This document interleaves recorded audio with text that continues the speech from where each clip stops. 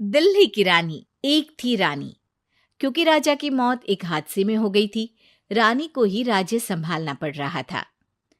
रानी का नाम था रानी रश्मिवती। रानी ईमानदार थी और प्रजा की सेवा में लगी रहती थी।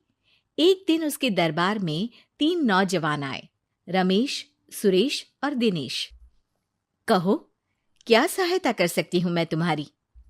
हम आपके दरबार में काम करना चाहते हैं ताकि जनता की सेवा कर सके। लेकिन अभी तो तुम्हारी उम्र बहुत छोटी है। तुम लोगों को तो अभी अपनी पढ़ाई पर ध्यान देना चाहिए। हमारा मन पढ़ाई में नहीं लगता। माता पिता को लगता है कि हम किसी के लायक नहीं हैं और हम साबित करना चाहते हैं कि हम लायक हैं। उत्साह बहुत अच्छा है, मगर अभी उम्र कच्ची है तुम लोगों की। अरे उम्र से क्या होता है रानी जी? शास्त्रों में लिखा है कभी किसी के ज्ञान को उसकी उम्र के आधार पर नहीं देखना चाहिए। बात तो सही है तुम्हारी। और अगर सच में तुम अगर ये संकल्प करके आए हो कि तुमको यहाँ काम करना है, तो पहले परीक्षा देनी पड़ेगी। 3 परीक्षा, एक शारीरिक परीक्षा, एक बुद्धि की परीक्षा और एक देशभक्ति की परीक्षा। और ये क्या है? वो मंत्री महोदय तुम्हें समझा देंगे। हमारे पास समय नहीं है। अगर तुम लोग तैयार हो तो बताओ। हाँ हाँ, हम तैयार है किसी भी परीक्षा के लिए। मैं भी तैयार हूँ कुछ भी कर गुजरने के लिए। तो ठीक है मंत्री जी, आप इन तीनों की परीक्षा कल से ही शुरू कर दीजिए। जो आ गया रानी साहिबा।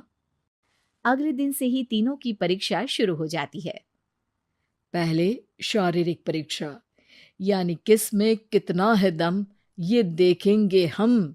क्योंकि शरीर में दम होगा तभी तो प्रजा की सेवा में दम लगा पाओगे। हमें क्या करना होगा? वो पेड़ दिख रहा है, जो सबसे पहले चढ़ेगा उस पे दरबार में नौकरी पाने के अवसर उसी के बढ़ जाएंगे। मैं चढ़ता हूँ। अरे रुको रुको, गिनती गिनने दो। 1, 2, 3। 3 की गिनती के बाद रमेश और सुरेश भागकर पेड़ के पास गए, मगर दिनेश आराम से पेड़ के पास गया। जैसे ही रमेश और सुरेश आधे पेड़ तक चढ़ गए, दिनेश ने उन दोनों की टांग पकड़ के उन्हें नीचे गिरा दिया और खुद पेड़ पर चढ़ गया। दिनेश की जीत हुई। अरे लेकिन इसने बेईमानी की। बेईमानी नहीं की, बुद्धि लगाई। शरीर के दम के साथ दिमाग में भी दम होना चाहिए। क्यों मंत्री जी? हाँ हाँ, बात तो तुम्हारी सही है, लेकिन बात अगर बुद्धि की है तो बुद्धि की असली परीक्षा हम कल लेंगे। शाम को जाकर मंत्री रानी को सब बता देते हैं। यानी दिनेश उन सब में ज्यादा होशियार है। जी रानी साहिबा। अगले दिन तीनों की बौद्धिक परीक्षा का समय होता है। आज हमें क्या करना है मंत्री जी? थोड़ा सब्र करो, कल जल्दबाजी में ही हारे थे तुम। सही कह रहे हैं मंत्री जी। अरे तू क्यों ज्यादा बोल रहा है? तू भी तो हारा था ना कल। ए दिनेश, ज्यादा होशियार मत बन। अरे अरे अरे, लड़ो मत। आज की परीक्षा पर ध्यान दो। आज की बौद्धिक परीक्षा में ये कुछ बोरे हैं, कुछ में नमक है और कुछ में रुई। जिसको जो ले जाना है उठा लो। देखते हैं कि कौन जल्दी से कोई भी एक बोरा नदी के उस पार लेकर जाता है। समय शुरू होता है अब। तीनों बोरों की तरफ बढ़ते हैं। सुरेश, नमक की बोरी भारी है, ले जाने में मुश्किल होगी।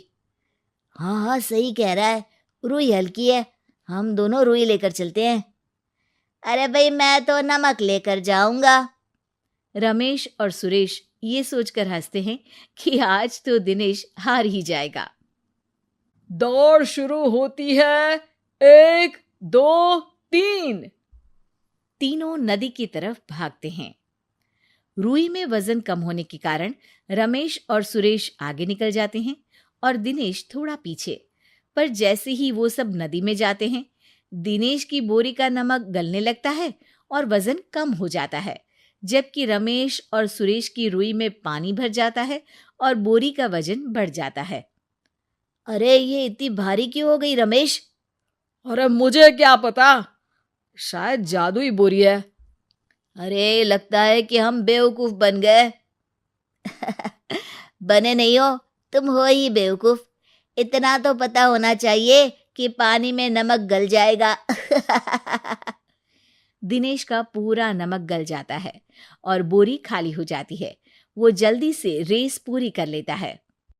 इस परीक्षा के विजेता भी दिनेश ही हैं। उसने दिमाग लगाकर दिखा दिया कि वो बौद्धिक परीक्षा में भी रमेश और सुरेश से आगे है। अब कल तुम्हारी देशभक्ति की परीक्षा होगी, जो स्वयं रानी मां लेंगी।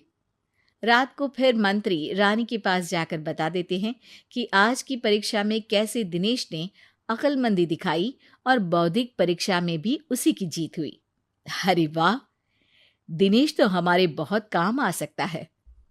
हम उत्साहित हैं कल की परीक्षा के लिए। वो तो ठीक है रानी साहिबा, लेकिन हमने सुना है कि पड़ोसी राज्य का राजा आकाशदीप हमारे राज्य की सीमा में घुसपैठ कर रहा है।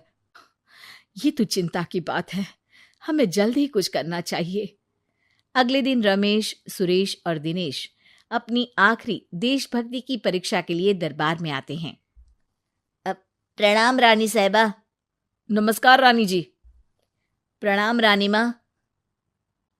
हमने तुम्हारी परीक्षा पर गौर किया। दिनेश आगे हैं। हम तुम तीनों में से किसी दो को ही दरबार में काम दे सकते हैं। किसी एक को आज जाना होगा। तो देशभक्ति की परीक्षा के लिए तैयार हो? पूरी तरह से। मैं तीनों से एक ही सवाल करूंगी। जिसका जवाब सबसे सही लगेगा उसे तो नौकरी मिल ही जाएगी। फिर दूसरे सबसे सही जवाब देने वाले को भी काम मिलेगा। आप लोगों का समय शुरू होता है अब। ज्यादा सोचने का समय नहीं होगा। जो मन में पहली बात आए उसका जवाब दे। तो सवाल ये है कि तुम इस मिट्टी के लिए क्या कर सकते हो? मैं इस मिट्टी को साफ रखूंगा। यहाँ के लोगों के भोजन की कमी को मैं पूरी करूंगा। मैं यहाँ के लोगों को गले लगा लगा के उनको खुशी दूंगा रानी माँ, और गरीबों के लिए घर बनवाऊंगा। मैं इस मिट्टी के लिए किसी की जान भी ले सकता हूँ रानी माँ। मंत्री, दिनेश को एक तलवार दो। जी रानी जी। दिनेश, पड़ोसी राज आकाशदीप की जान तुम्हारे हाथ में है। जाओ, अपना काम पूरा करो। आज रात को तुम उस पर हमला करोगे जब वो सो रहा होगा। दिनेश वहां से चला जाता है। रानी माँ, ये आपने क्या किया? अभी किया नहीं है मंत्री जी। आप आकाशदीप को संदेशा भिजवाओ कि पड़ोसी देश का एक कातिल रात को उन पे हमला करेगा और दिनेश को पकड़वा दो। अरे, ये आप क्या कह रही हैं? और क्यों कर रही हैं आप ऐसा? राजा को लगेगा कि हमने उसकी मदद की, उसकी जान बचाकर। वो हमारे राज्य का पीछा छोड़ देगा और हमारा एहसानमंद हो जाएगा।